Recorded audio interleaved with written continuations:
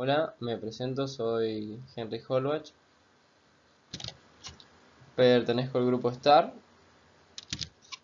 formado por Melanie Llanes, Luciano Molero, Javier Pitot y Mayra Blasco, presentando el tema de oscilaciones.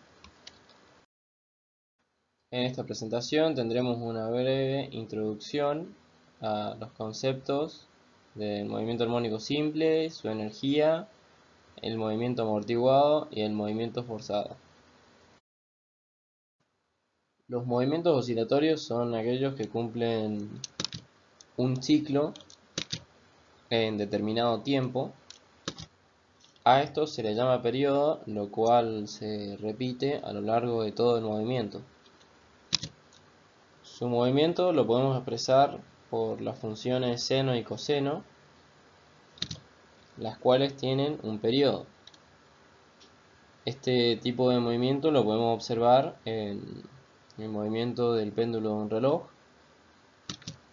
las corrientes y señales eléctricas, o también en el movimiento de las cuerdas de una guitarra.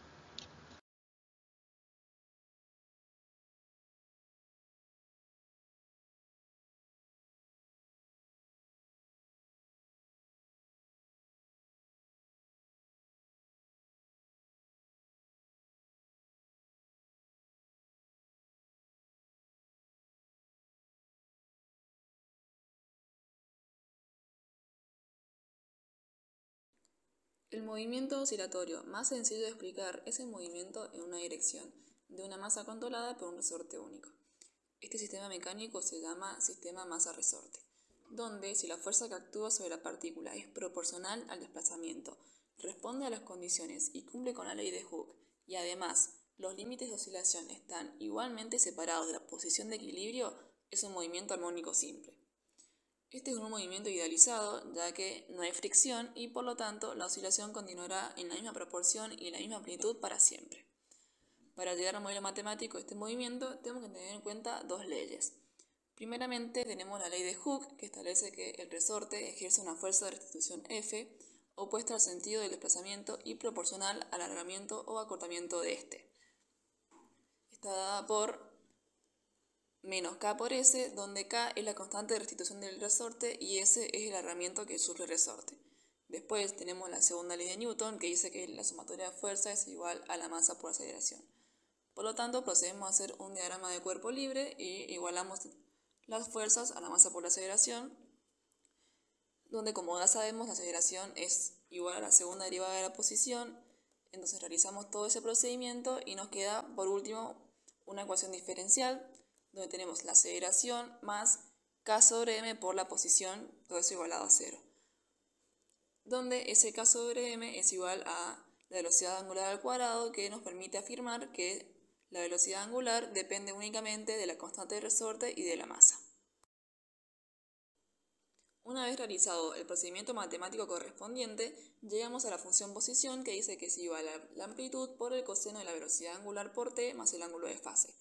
Además, podemos ver un gráfico en la parte superior de la diapositiva, que es el gráfico de la función posición, donde aparecen marcadas la amplitud y el periodo.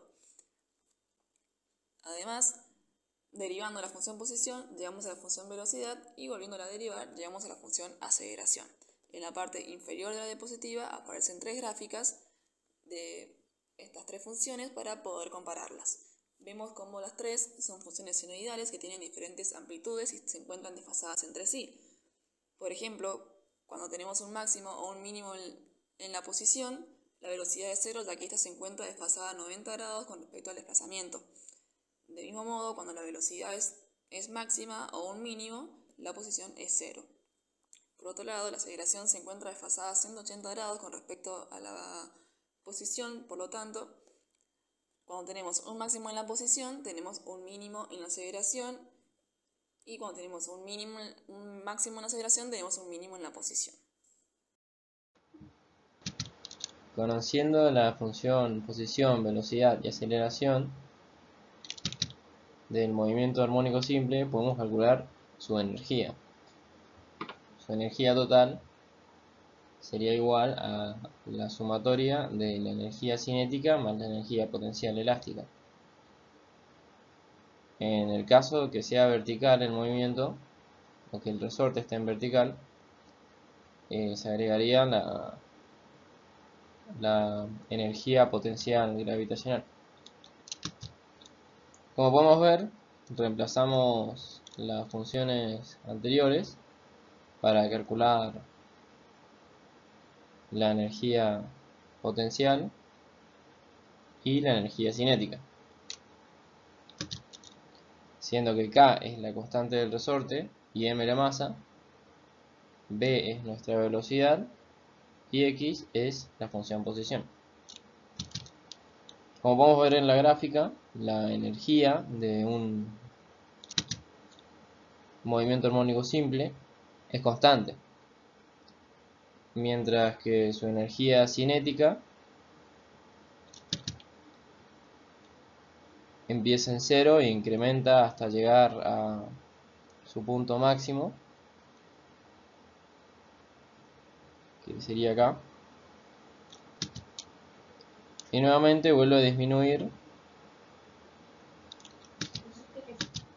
siendo esto inversamente proporcional a la energía potencial elástica, la cual en los extremos es mayor, alcanza su punto máximo, mientras que cuando llega al punto de equilibrio del resorte se vuelve 0 y vuelve a aumentar cuando el resorte se mueve para el otro lado. En esta animación podemos apreciar más fácilmente cómo cambia la energía de la masa, donde se puede ver como en los extremos, que serían en el punto de amplitud, en los puntos de amplitud, la masa se detiene, pero su alargamiento es mayor, por lo que la energía potencial elástica es máxima y la energía cinética es 0. Lo mismo podemos ver en el punto de inicio del movimiento, como la energía cinética es mayor y la energía potencial es nula. Bueno, continuaremos viendo el movimiento armónico amortiguado. Sabemos que un cuerpo que se desplaza a través del medio recibe una fuerza, que es la fuerza de rozamiento, que se opone a su movimiento y que es directamente proporcional a su velocidad. Los movimientos oscilatorios hasta aquí considerados se refieren a sistemas ideales que oscilan indefinidamente por la acción de una fuerza lineal de restitución, de la forma F igual a menos K por X, que se refiere a la ley de Hooke. Pero en los sistemas reales están presentes fuerzas disipativas, como la de fricción, por ejemplo, las cuales retardan el movimiento del sistema. Por lo tanto, la energía mecánica del sistema se va perdiendo conforme transcurre el tiempo, lo que hace que la amplitud del sistema disminuya con el tiempo y se dice que el movimiento es amortiguado. Como podemos observar, de la ecuación de la frecuencia se observa que si B es igual a 0, se tiene la frecuencia natural de vibración del oscilador no amortiguado. Como vimos anteriormente, para el caso de un oscilador amortiguado, la energía disminuye en el tiempo por efecto de la fuerza disipativa. Se puede compensar esta pérdida y agregar energía al sistema aplicando una fuerza externa que en cualquier instante actúe en la dirección del movimiento del oscilador, que debe hacer un trabajo positivo sobre el sistema. La amplitud del movimiento permanecerá constante si la energía de entrada al sistema en cada ciclo del movimiento es igual a la energía que se pierde por la fricción. Un oscilador forzado se puede obtener cuando un oscilador armónico es impulsado por una fuerza externa que varía armónicamente en el tiempo, de la forma F igual a F sub 0 por el coseno de omega por T, donde omega es la frecuencia angular de la fuerza y F0 es una constante. Agregando esta fuerza a la ecuación diferencial del oscilador amortiguado, se obtiene la primera ecuación. Y debido a las compensaciones de energía del sistema, actúa como un movimiento armónico simple, quedando justificado como la segunda ecuación, donde también se puede observar la ecuación de amplitud y por último despejamos omega sub 0 llegando a la última ecuación.